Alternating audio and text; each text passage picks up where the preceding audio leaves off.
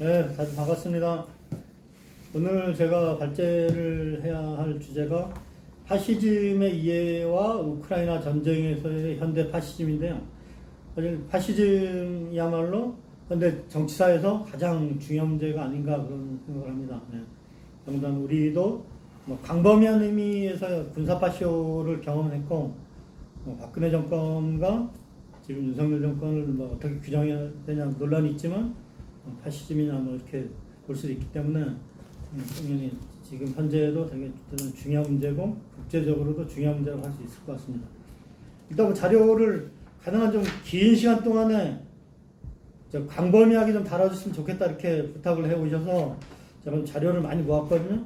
그러다 보니까 좀 이게 PPT를 하기엔 좀 자료가 분량이 좀 많았고요. 그래서 오늘 좀 시간이 좀 길게 진행이 될 텐데 주최 측의 요청이기 때문에 어쩔 수 없을 것 같습니다. 일단 뭐 진행을 하다가 나중에 점심시간을 끊고 나중에 후반부를 또 진행을 하도록 하겠습니다. 일단은 파시즘에 대한 좀 아주 대중적이고 일반적 이해를 좀 먼저 좀 해야 될 것 같아요. 파시즘은 1919년 3월 13일 이탈리아의 베네티토 무솔리니가 주도해 결성한 단체인 이탈리아 전투 파시오 이 탄생이 출발했다 이렇게 얘기하고 있습니다. 그러니까 1919년이면 1917년 러시아 혁명이 일어나고 나서 2년 뒤죠. 이게 모종의 러시아 혁명과 또 자본주의 위기와 이렇게 연관이 되고 있다는 것을 우리가 이 파시즘의 최초의 어떤 탄생의 기점으로부터 이해를 할 수 있을 것 같고요. 일단 무솔리니가 파시스트 독트린을 얘기를 했는데 이건 자유주의에 대해서 좀 비판적이더라고요. 그래서 자유주의는 개인의 이익을 위해 국가를 부정한다 이렇게 얘기를 하면서 반면에 파시즘은 국가가 개인의 진정한 실체라는 걸 확인한다 이렇게 얘기하고 국가가 모든 것이라는 거죠. 개인은 국가의 이익을 위해서 자신의 이익을 죽여야 되는 거고요. 그래서 파시즘은 국가와 개인의 자유가 진지하게 숙고될 수 있는 국가 내에서의 유일한 자유를 위한 거죠. 이렇게 얘기합니다.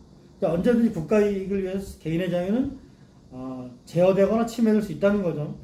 왜냐하면 파시스트에게 모든 것은 국가 안에 있고 국가 밖에서는 아무것도 법적이거나 형식적인 것이 존재할 수 없거나 가치가 없는 것이라고 이렇게 얘기를 하고 있습니다. 그래서 이런 의미에서 파시즘은 전체주의라고 얘기를 하고 있습니다. 그래서 근데 이 전체주의와 사회주의에서의 어떤 집산주의와 이렇게 비슷하게 사고하는 사람들이 좀 있는 것 같은데 집산주의는 전혀 다른 의미죠.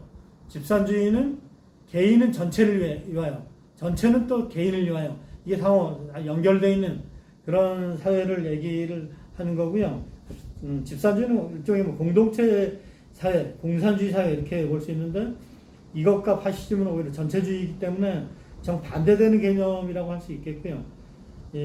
학계나 아니 뭐 일부 그 부르주아 진영에서 전체주의, 파시즘 전체주의와 공산주의를 마치 같은 것이라고 얘기를 하고 있는데 이거는 파시즘에 대한 심각한 왜곡이고 또 공산주의에 대한 심각한 왜곡이기도 하죠. 마찬가지로 공산주의 진영이라고 이렇게 할 수 있는데 트로츠키 진영에서도 비슷하게 얘기를 하더라고요. 그러니까 스탈린주의 뭐 이런 것들 현실사회 이거에 대해서 적색 파시즘 이렇게 얘기를 하고 있잖아요. 일종의 적색이지만 파시즘의 일환이라는 거죠. 이것도 심각한 왜곡의 일환이라고 할 수 있겠습니다. 일단 우리가 파시즘에 대해서 살펴보려면 파시즘의 어원에 대해서 좀 봐야 될 것 같아요.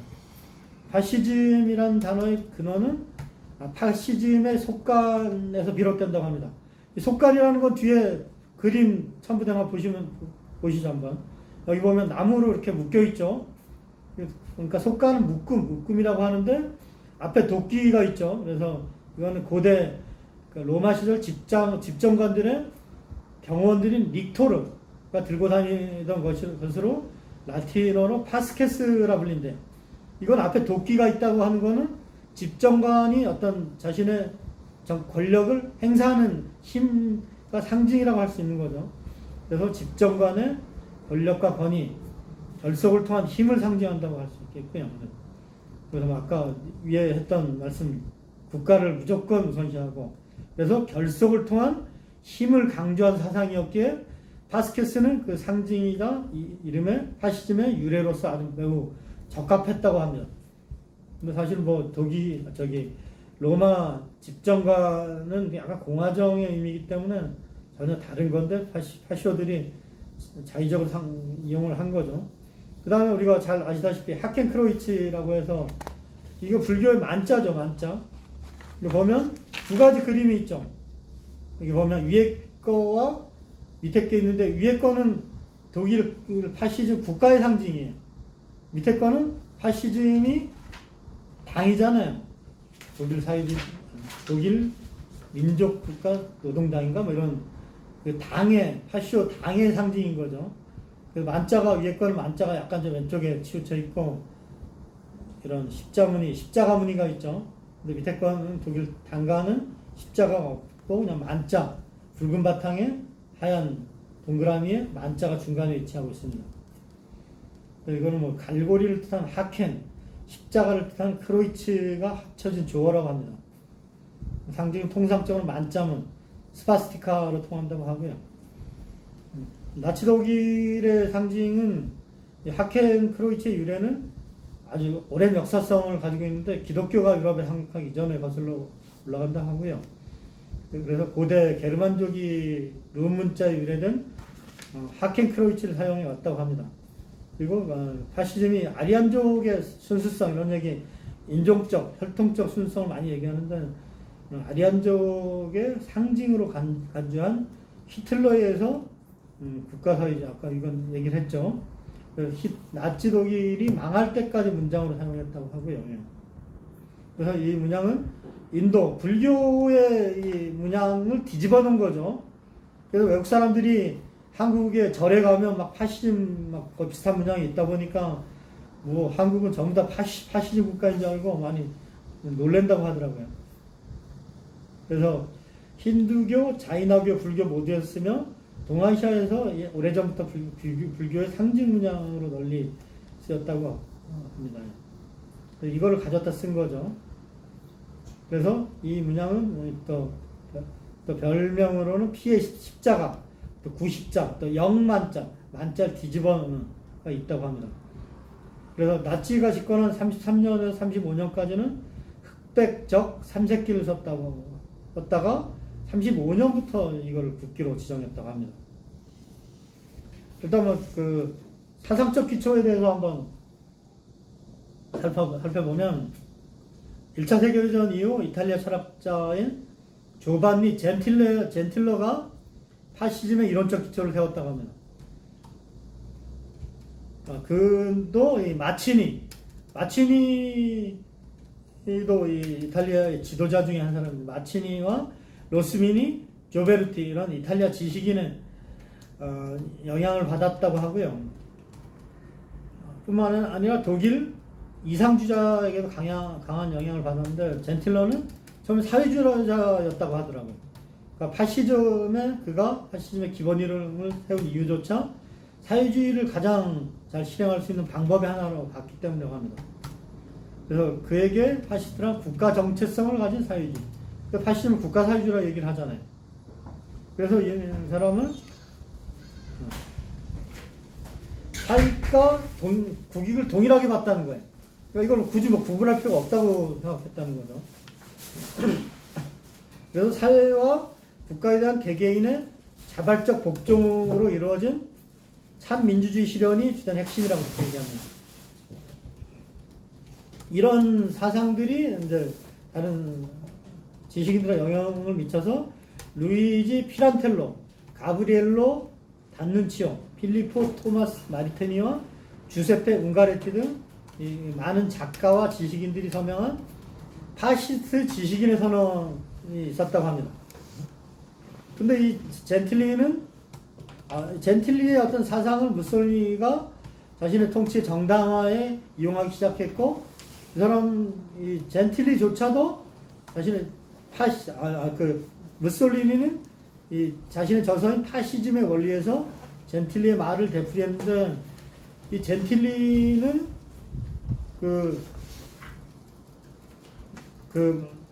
무솔리니를 이 당시에 지지했고요. 나중에 심지어는 아주 1943년 파시스트 정권이 붕괴된 이후에도 충실하게 무솔리니의 이론을 따랐다고 합니다. 그러니까 뭐 사회주의에서 출발했다고 하지만 사회주의와 전혀 상관이 없는 거죠. 그 다음에 초기 파시즘은 1차 대전 이후 민족주의 작가, 시인들의 낭만적 민족주의와 또 페르디난드 라살레의 초기 국가사회주의, 조르지 소렐의 민족적 샌디칼리즘이 혼합된 형태의 반제국주의 사상이었다고 하더라고요. 근데 이것이 이제 반제국주의 입장들이 사라지면서 지지자들이 우파 쪽으로 몰리면서 반공주의 가치가 심화되고 되면서 아주 극단적인 극우 반공주의, 극우적 사상으로 변질되었다고 하고요. 이때부터 파시즘은 반공주의적이고 반사회주의적인 국수주의, 사회 쇼비니즘적인 대중 이론이 되어버렸다고 합니다. 여기서는 뭐 파시즘의 이론적 기원은 조르지 소렐이 마르크시즘에 감안할 때 마르크스주의를 포함될 수 있다 이렇게 얘기를 하고 있습니다. 완전히 뭐 근데 여기 독일 히틀러도 일종의 그 사회주의의 어떤 그런 자본주의가 무너진 그런 경제적으로 무너지는 시점에 등장했기 때문에 사회적 언사를 많이 썼는데 실제는 정반대인 거죠. 지금까지 뭐 어떤 파시즘에 대한 일반적 정의에 대해 말씀을 드렸다고 하면 일단 반파시즘 운동을 공산주의 운동이 주도했죠. 그래서 공산주의 운동 내에서 파시즘을 어떻게 정의 내리고 규정 내리고 있는지, 그 다음에 어떻게 투쟁하고 있는지에 대해 살펴보겠는데, 일단은 여기서는 코민텔은 7차 대회를 중심으로 살펴볼 텐데, 그 이전에 어떤 그런 공산주의 운동 내에서 코민텔 내에서 어떻게 파시즘에 대한 규정했고 대응했는지를 먼저 살펴보기로 하겠습니다. 앞에서 1919년 3월 23일 이탈리아 무솔리니가 주도해서 결성한 단체인 이탈리아 전투 파쇼에서 파시즘이 탄생했다고 했는데, 출발했다고 하는데, 이거는 뭐 앞서 말씀드린 것처럼 러시아 혁명에 대한 반독적 대응인 거죠. 그래서 러시아 혁명 이후로 전 세계적으로 혁명적 기운이 일어나고, 또 그 식민지, 반식민지 국가 내에서 민족 해방 운동이 급속하게 확산을 하게 되죠. 그 다음에 1929년에 잘 아시다시피 자본주의 경제공황 상황이 경제공황이 펼쳐지게 되고, 그러면서 그 다음에 또 1차 세계대전 이후 전후 상황의 자본주의를 구출하기 위해 파시즘이 탄생했다고 볼 수 있겠죠. 그래서 독일에서는 제국주의 전쟁 이후에 독일이 패전하면서 경제공황도 왔고, 또 가장 중요한 건 베르사유 강화조약에서 배상 문제를 둘러싸고 독일에서는 파시즘이 기반을 다지고 성장했다고 할 수 있겠습니다. 그래서 파시즘의 대중적 기반은 혁명적 운동과 자본주의 사이 모순 사이에 동의하다가 혁명운동에 동조하지 못하는 세력들이 파시즘에서 탈출구를 찾았다고 할 수 있겠습니다. 일단은 뭐 무솔리니의 권력 장악 1922년 10월 28일 이때부터 말씀을 드리면 22년 10월 28일 이탈리아 파시스탕의 우두머리인 베니토 무솔리니가 사병조직이었던 검은 셔츠단이라고 해서 4만여 명을 끌고 로마로 진군했다고 합니다. 이때 파스타 임시수상이 이끄는 정부는 무력했고, 국왕인 비토리오 에마누엘레 3세는 무솔리니를 또 수상에 임명하면서 쿠데타를 용인한 거죠. 이건 약간 독일하고도 좀 비슷한 상황이죠. 그래서 근데 이탈리아는 독일과 달리 1차 세계대전의 승전국이었죠. 근데 전리품의 배분에서 이탈리아가 또 아주 프랑스, 미국이나 뭐 이런 영국 이런 나라들에 비해서 소외돼 버렸죠. 그러니까 이런 또 전리품의 배분에서 소외돼서 박탈감을 느끼게 되는 거죠. 그다음 경제 파탄의 위기감도 있었고, 이러면서 이제 무솔리니가 이거를 내가 해결하겠다면서 무솔리니를 지지하게 됐고, 이것이 이제 이탈리아를 몰락의 길로 치닫게 된 거죠. 일단 무솔리니의 어떤 개인적인 개인사에 대해서 이렇게 말씀드려 보면 이자는 1883년 7월 29일 탄생해서 1945년 4월 28일에 죽었죠. 아주 목매달려 죽었죠. 거의 45년이면 파시즘이 거의 망할 무렵에였죠. 그러면서 이자는 최고 통치자를 뜻하는 주체라는 칭호를 사용했다고 하고요. 1936년 이후 무솔리니 공식 칭호는 정부 수반이자 파시즘의 주체이며 제국의 설립자이신 불세출의 베니토 무솔리니라고 얘기합니다. 이탈리아 군의 통수권을 행하고 43년 연합국에 패배하여 도주하여 망명정부인 이탈리아 사회주의 공화국을 세웠다고 합니다. 이런 수반이 아주 흥미로운 사례인 거죠. 사회주의 공화국. 그다음에 무솔리니는 국가주의뿐만 아니라 또 협동조합주의를 내세웠다고 합니다. 이탈리아라는 나라가 되게 협동조합 운동이나 샌디칼리즘이 발전했죠. 그러면 샌디칼리즘을 또 내세웠고 또 팽창주의, 사회 진화론, 이런 반공주의 이런 걸 내세웠다고 합니다. 그 다음에 또 이탈리아가 어떻게 보면 약간 케인즈주의적인 이런 지금 음성을 꺼놓으시면 될 것 같아요. 그래서 폰티네 습지를 개간하고 공공사업과 대중교통을 위한 기반 산업을 확충했다 합니다. 그래서 일자리를 늘리고 경제를 성장시키고 이다 보니까 파시즘이 아주 대중적 기반을 가지고 있었던 거예요. 그 다음에 로마 문제라 불리는 로마와 바티칸 사이의 문제를 해결하겠다 합니다. 했다고 합니다. 그 다음에 처음엔 독일을 견제하려고 했대요. 독일하고 좀 대립적이었대요.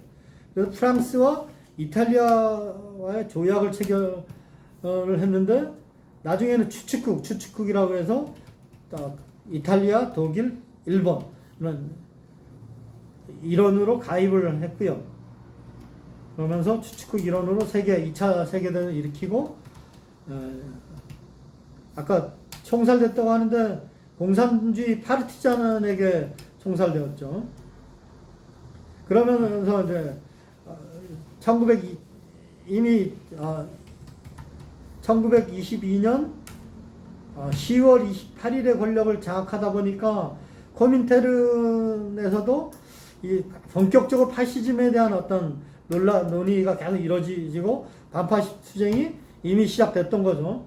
그래서 1922년 코민테른 4차 대에서 반파시즘 투쟁에 대한 어떤 문서들이 제출되기 시작했는데 여기에 제출된 문서가 1922년 12월 5일 지노비에프가 제출을 했다고 합니다. 여기서 이제 파시즘에 대한 규정이 시도되고 있는데 지노비에프는 이때 코민테른 국제공산당이죠. 집행위원장이었죠. 근데 이게 개인 초안이었어요. 근데 이거는 상당히 좀 약간 그릇된 관점이라고 비판을 좀 많이 받았고요. 그래서 지노비에프의 그런 초안을 보면 자본주의는 몰락의 전야에 있고 현 정세로부터 활로를 보이지 않는다. 그래서 파시즘은 이후의 어떤 규정과는 완전히 달라요. 독점 자본의 어떤 위기를 탈출하기 위한 이게 파시즘의 규정인데 이때까지는 소부르주아를 본질로 한다고 이렇게 얘기를 하고 있어요. 그 다음에 계급투쟁에서 거쳐야 불가피한 단계, 혁명적인 요인 이렇게 얘기하고 있어요. 심지어. 그러니까 파시즘은 아주 불가피하고 필연적이고 그래서 그러다 보니까 이게 숙명주의적이고 되게 투항주의적 견해라고 볼 수 있는 거죠. 그래서 이게 격렬한 논쟁을 일으키면서 또 이를 둘러싼 다양한 또 입장들이 제출됐는데 페론, 프랑스에서는 이탈리아 노동자 농민에 대한 호소에서 파시즘이 지주적 농업경영의 도구 이렇게 간주했다고 합니다. 고이름 동지 음성을 꺼놓으시면 됩니다. 네, 다른 분도. 그러니까 마치 이거 보면 예전에 카우츠키가 제국주의에 대해서 약간 뭐 농업 지역 내에서 발생한 운동이라 얘기하는데 이것처럼 약간 좀 그 지주적 농업경영 도구 이렇게 또 얘기를 하고 있고요. 근데 보르디가는 이탈리아의 혁명가인데 공산주의자인데 약간 좌익주적 이런 입장들이 좀 섹트적 경향이 좀 강했죠. 통일전선에 좀 부정하는 입장이었고 약간 그람시랑 좀 서로 약간 같은 혁명가면서도 입장이 좀 달라는 사람인데 이 사람은 파시즘이 지주적 농업 경영자 운동을 부인하고 냉소적 대마고기와 결부된 광폭한 폭력이라고 정의했는데 뭐 이건 틀린 말은 아닌데 이게 그 다음 게 중요한 거예요. 파시즘과 부르주아 지배의 다른 형태들 사이에 원칙적인 차이를 인정하지 않았다고 합니다. 그러니까 실제 트로츠키주의나 많은 그 사람들이 진보운동 내에서도 이것들을 부정하게 하는 거죠. 그 다음 그 인민전설을 비판하는 사람들이 사실 이런 관점인 거예요. 파시즘과 부르주아 지배 형태의 다른 차이를 인정하지 않는 거예요. 근데 이게 보르디가의 사실 입장이기도 했다고 합니다. 여기 라데크는 또 상당 부분 또 올바른 입장을 얘기하는데 이게 파시즘이라는 게 일부 국지적인 입장이 아니고 이게 파시즘의 승리가 세계혁명의 시기가 시작된 이래 사회주의와 공산주의가 입은 최대 평가로 패배로 평가했다. 이거 되게 중요한 거죠. 파시스트는 부르주아의 지지에 의해 권력을 장악했고 그들은 자본주의 강령을 실현하지 않을 수 없는 소부르주아. 근데 상당 부분 올바른 입장을 취하고 있는 라데크조차도 소부르주아라고 얘기하고 있고 소부르주아 권력이라고 얘기를 하고 있습니다. 근데 이 대회는 지노비에프와 보르디가의 분파주의 견해를 물리치고 통일전선에 기초하여 국제 파시즘에 대한 저항을 조직하는 방침을 제시했다고 합니다.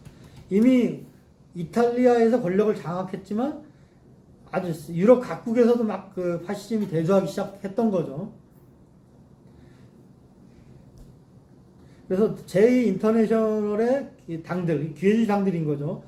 이들이 파시즘을 서유럽의 민주국가에서는 일어날 수 없는 특수한 농업국가적인 현상으로 보고 있었죠. 카우츠키도 이런 입장이었던 거예요, 처음에. 근데 코민턴은 반면에 처음부터 파시즘의 국제적 성격을 강조하고 있었습니다. 다만 파시즘의 계급적 성격과 그 사회적 기반 등에 대한 엄밀한 분석은 장래 과정을 남겨뒀다 이렇게 얘기하고 있습니다. 아직 좀 엄밀하지 못한 초기이기 때문에 그런 거죠. 이 자료는 코민테른 자료선집 3인데 통일전선 민족식민지 문제에 나와 있고요. 동력출판사. 이게 무라타 유이치라고 하는 그 일본 혁명가가 줄을 다른 거예요. 그 다음에 파시즘에 대한 결의가 1923년 6월 23일에 됩니다. 이때부터는 대단히 좀 과학적인 관점을 갖게 되는 것 같아요. 클라라 체트키는 뭐 다 아시다시피 아주 훌륭한 위대한 아주 여성혁명가고요. 그 사람이 파시즘에 반대하는 투쟁에 관한 결의를 했는데 6월 20일에 결의를 했고 이거는 뭐 결의는 이제 3일 날 이제 토론을 통해서 결의를 한 거죠. 그래서 클라라 체트키는 파시즘을 단지 부르주아의 폭력적 테러로 보는 단순화된 견해를 반대했다고. 이건 보르디아가도 이런 입장이었죠. 그래서 파시즘을 현 시기에 세계 부르주아가 전개하는 총공세의 가장 강력한, 가장 집중적인 고전적 표현이라고 얘기합니다. 그 다음에 파시즘은 자본주의 경제의 해체 소산이라고 얘기하고 있고요. 그 다음 게 또 중요한데 파시즘이 이미 국가의 정기적인 권력 수단만으로 계급 지배를 확보할 수 없게 되고 적당한 대중적 기반을 필요로 하게 된 사실의 편이라고 얘기를 하고 있습니다. 레닌이 예전에 그 1920년 초에 그 자익공산주의 소합병에서도 이 자본주의 어떤 위기라는 것이 기존의 방식으로 통치할 수 없을 때라고 얘기했는데 이 점을 볼 때도 파시즘은 자본주의 위기의 한 편이고 자본주의 위기를 극복하기 위한 하나의 발로의 표현이기도 한 거죠. 그래서 체트키는 파시즘은 여러 나라 플로레타리아가 러시아에서 시작된 혁명을 계속하여 추진하는 것을 게을리한 것에는 징벌이라고. 그러니까 러시아 혁명이 독일을 포함해서 유럽 각국, 세계 각국으로 퍼져가야 되는데 이것이 실패하면서 이것의 어떤 그런 징벌, 이것의 결과가 아니냐. 그러면서 노동자 계급이나 민중 상당수가 러시아를 따라 혁명을 한 것이 아니라 파시즘에서 탈출을 찾으면서 파시즘이 대대적인 힘을 받게 됐다 이렇게 얘기를 합니다. 근데 파시즘은 사실은 하나의 뭐 고전적인 어떤 모델들이 독일이고 이탈리아기도 하지만 또 이거는 또 체트키는 나라마다 서로 다른 특징을 보이고 있다고 합니다. 그러면 또는 그러면서 광범한 대중의 기분에 영합한 사이비 혁명적 강령과 지극히 잔악한 테러라는 점에서는 또 공통점을 가진다고 합니다. 그래서 동전을 대단히 강조하고 있고요. 그러면 프롤레타리아와 이데올로기적으로 사상적으로 투쟁해야 되지만 자위단을 만들어야 된다. 이렇게 얘기하고 있습니다. 그러면 그 다음에는 그 채트킨이 제출한 글인데 쭉 제가 일부를 쳐놨습니다. 대단히 중요한 글이기 때문에 쭉 제가 많이 쳐놨는데 원본은 그 코미테는 선지 3권을 직접 보시기 바라고요. 쭉 한번 보시면 될 것 같고요.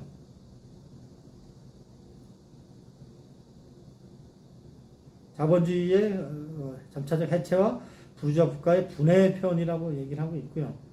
그러면서 사람들이 많이 희망을 가지고 있었는데 반대로 중서 부르주아나 소농민이 인텔리겐처나 이런 광범위한 층이 지녔던 생활 조건, 생활이 파괴당하면서 이렇게 대중적 기반을 갖게 됐고, 그 다음에 삼인주의자들이 또 파시즘의 등장에 많이 또 영향을 미치게 됐죠. 이들이 사실 사회 개량을 많이 얘기했는데 이게 또 배반당하면서 또 그렇게 됐고요.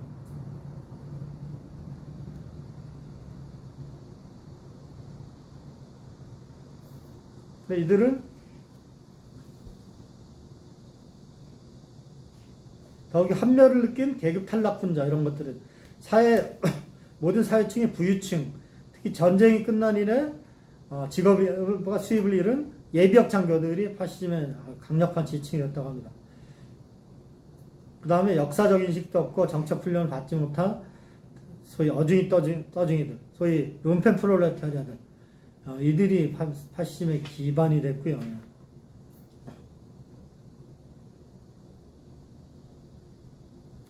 다음 부르주아 계급은 부르주아 제도를 또 지키기 위해 노동계급에 대한 어떤 폭력을 필요로 하고 있다. 근데 부르주아 국가가 가진 종래의 비정치적인 권력기구는 이미 부르주아에게 충분히 안전을 보장하지 못했다는 거죠. 그래서 부르주아는 프롤레타리아에 대항하기 위해 특수한 계급적 전투부대 설립에 착수했다고 합니다.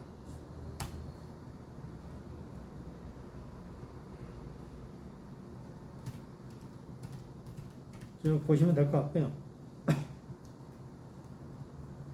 그 다음에 이제 독일 히틀러 파시즘이 등장하고 그 다음에 권력 장악하고 독일 제국의회 의사당 또 방화사건 조작 뭐 이런 격동기가 펼쳐집니다.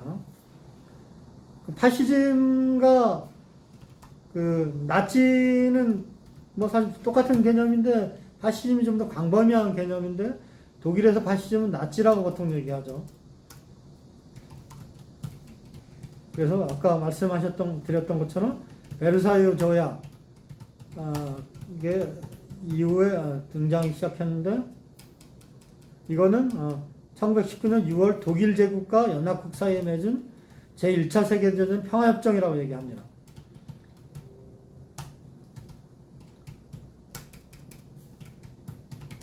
근데 여기는 평화조약에 많은 나라들이 초대받았지만 패전국에는 지도자가 당연히 없을 거고요. 러시아는 혁명을 하면서 베르사유 강화조약에 참여를 하지 않았어요.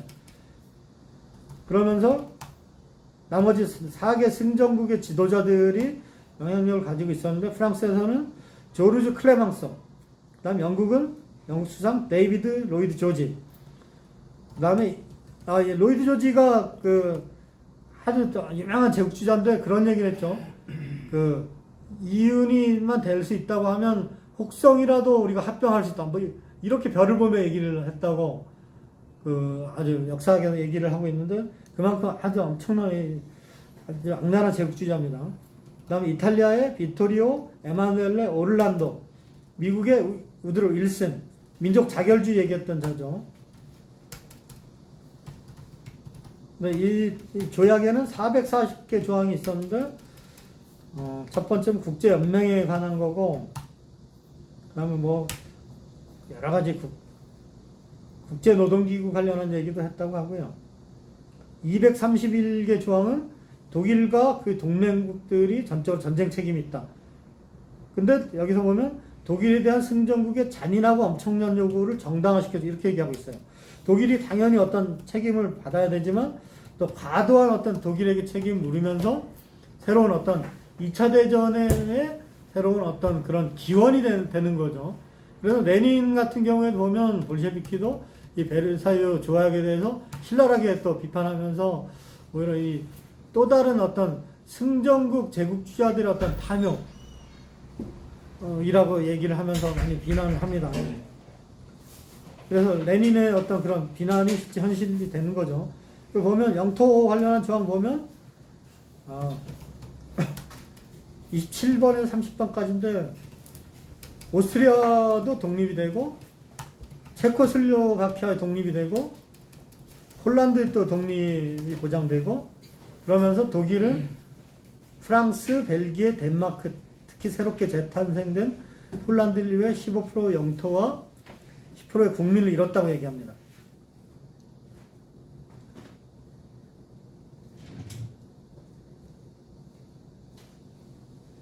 그 다음에 프랑스의 알자스 로렌을 반환했다고 합니다.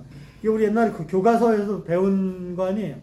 근데 이게 알자스 로렌이 아마 제가 기억하기로는 프로이센하고 비스마르크 프로이센하고 당시 그 루이 보나파르트 나폴레옹 3세하고 전쟁을 프랑스 하면서 아마 독일이 프로이센 승전하면서 독일이 영토를 가지게 된 거죠. 그러는데 이거를 다시 이제 프랑스에 반환하게 된 거죠.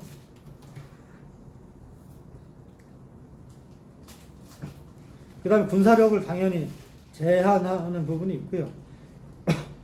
군대는 10만 명으로 제한하고, 약간 이거는 일본의 평화협정하고 비슷한 거죠. 그 다음 일부 지역 비무장 것도 있고요. 그 다음에 경제 관련해서 대단히 심각하게 그 보상금을 지불을 해야 했고요. 그 다음 독일 제국은 제재당하고 특허권을 잃고 여러 가지. 그 다음에 심지어 연합국에게 자재와 농산물을 공급한, 마치 이게 평화협정이라고 얘기하지만 새롭게 부상한 아니면 승리한 전승국들에게 독일을 식민지로 만드는 이런 느낌이 좀 들죠. 그 다음에 또 하나는 독일의 또 많은 식민지를 포기하라는 그런 명령을 받기도 합니다. 독일이 보면 뭐 아프리카 이쪽에 식민지, 광범위한 식민지가 있었고, 여러 가지 동아프리카 식민지, 남서아프리카 뭐 있는데 이걸 또 자기네들 나눠 가진 거죠. 독일이 식민지를 포기하는 건 당연한 건데, 식민지 독일이 돼야 되는데, 이게 또 나는 다른 제국주의 국가들이 나눠 가진다고 하니까 아주 문제가 심각한 거죠. 그러면서 이제, 나치가 이제 마침내 권력 장악하게 되는 과정에 대해서 말씀을 드리려고 합니다. 1932년에 나치가 이제 일당으로 등극을 하고요. 그래서 30년 7월 총선에서 바이마르 공화국에서 이 사회민주당의 바이마르 공화국에서 민주정당 힘을 잃고 좌우의 극한 대립. 이거는 공산당인과 이 그 사민당의 극한 대립이 되는 거죠. 그러면서 내각을 실패하면서 다시 선거가 치러진 게 7월 총선인데, 여기서 이제 나치가 일당이 된 거예요. 근데 과반수가 안 된 거죠. 그러면서 11월에 다시 대통령 선거로 나치당이 일당을 얻은 근데 이때도 과반을 차지하지 못하면서 다시 재선거 치러지는데, 이때 보면 그 나치가 한 30% 정도 얻고, 그 다음에 3인당이 20몇 프로 얻고, 그 다음에 공산당이 3위 정도 얻고, 2차 총선에서는 공산당이 약간 약진하고, 나치는 약간 비슷하고, 3인당이 약간 축소하는, 이렇게. 그 다음에 3인당과 공산당이 합하면 나치당이 약간 떨어지는 이런 상황인 거죠. 그러면 이제 본격적인 통일전선 논의가 되게 되는 거죠. 그러면서 이제 33년에 파울 폰 힌덴부르크 대통령은 히틀러를 나치당 당수를 수상에 임명한다고 합니다. 33년은 대공황 33년이면 29년에 공황 오고, 약간 공황이 소강 상태 됐다가 다시 이제 공황이 시작되는 와중이기도 하죠. 그러면서 나치가 독일 권력을 장악하면서 베르사유 조약을 당연히 전면 거부하게 되고, 33년 1월 13일 히틀러가 독일 수상 취임하고, 그러면서 나치 정권은 독일인들의 기본 권리를 또 전면부터 불허하면서 민주주의를 또 부정하게 되는 거죠. 본색을 드러내는 거죠. 33년 2월 8일 날 독일 제국의 의사당 방어 사건을 조작합니다. 그리고 며칠 뒤에 선거를 하게 되는 거죠. 그러면서 일단 34년에 권력을 장악하게 되는데, 일단 독일 제국의 의사당 방화 사건에 대해서 따로 얘기를 좀 해야 될 것 같고요. 이 사건은 33년 2월 27일에 베를린에 의사당이 방화를 불탄 사건인데, 이 집권 나치당은 이거를 공산주의자들의 당연히 모략으로 몰아붙였고, 그러면 수권법이라고 하는 아주 반민주 이런 법을 통과시키는 거죠. 그러면 다른 당을 인정하지 않은 거예요. 그러면서 공산주의자들과 민주주의 세력들을 어마어마하게 탄압을 하는 거죠. 히틀러가 이런 말을 했다고 하더라고요. 그러면서 이 방화 사건이 일어나니까 하늘이 내린 계시다. 부총리 각하, 만약 이번 방화가 내 짐작대로 공산주의자들의 소행이라면 우리는 이 악랄한 병균의 철퇴를 가해야 합니다. 사실 뭐 어떻게 보면 이거는 울고 싶을 때 뺨 때려준 이런 것 같지만, 사실은 아주 뭐 철저하게 조작을 한 건데, 여기 용의자로 체포된 자가 네덜란드 출신의 공산주의자라고 얘기를 하는데, 만데르, 루베, 이 자가 자신의 단독행위라고 주장하는데, 뭐 히틀러는 이걸 무시하고 공산주의자 음모다 그러면서 공산주의자들을 무차별적으로 체포하죠. 그러면서 무려 그날 밤과 며칠 사이에 4,000명에 이르는 사람들을 체포했고, 여기엔 공산당원뿐만 아니라 사회민주당원들과 좌익적 지식인들이 포함됐다고 합니다. 근데 이건 뭐 미리 준비됐던 거죠. 그러면서 3월 4일에 히틀러는 라디오를 통해 국민의 지지를 호소했고, 그 다음에 3월 5일날 선거가 된 거예요. 여기 며칠이죠? 또 거의 한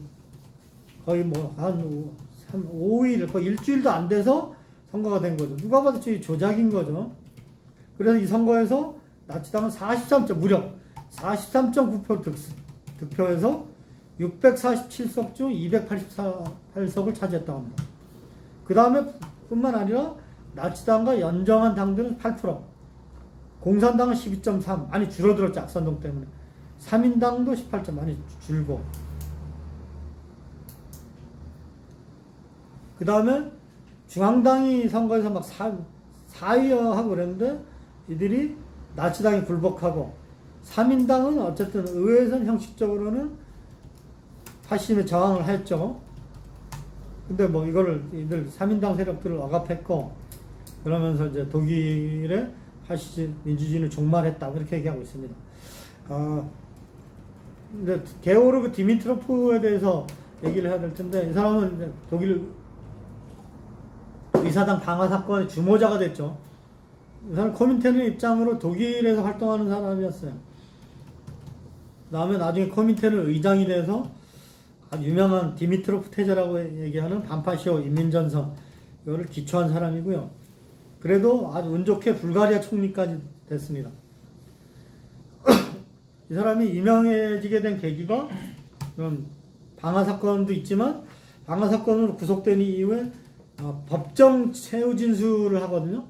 이거 한번 원문을 보면 아주 어마어마합니다.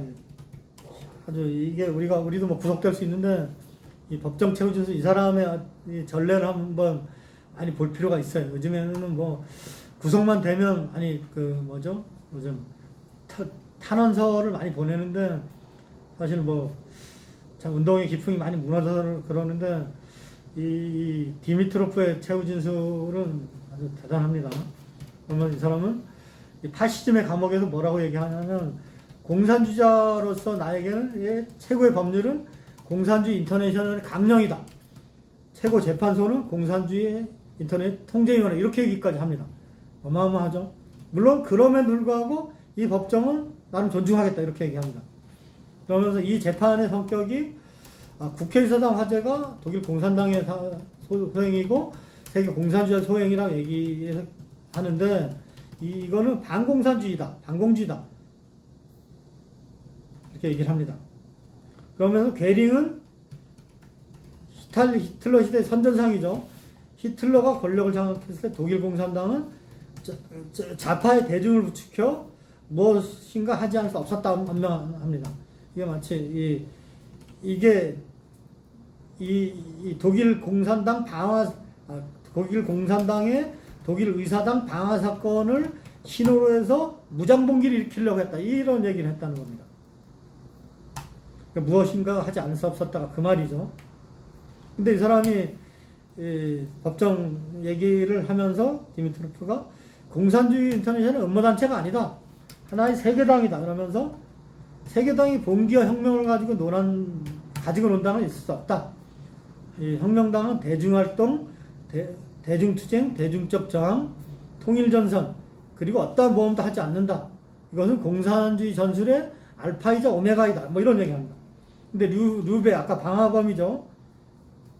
근데 이 사람은, 디미트로프는 루베가 방화한 게 아니고, 루베는 다른 데 방화를 하고 근처에 2층인가?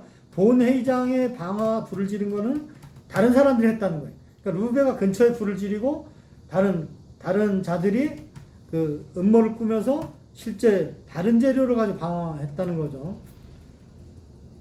그러면서 이 메피스토는 흔적을 남기지 않고 자취를 감췄다는 거예요. 당연히 파시스트들이 조작을 한 거니까 이 자를 숨겨둔 거죠.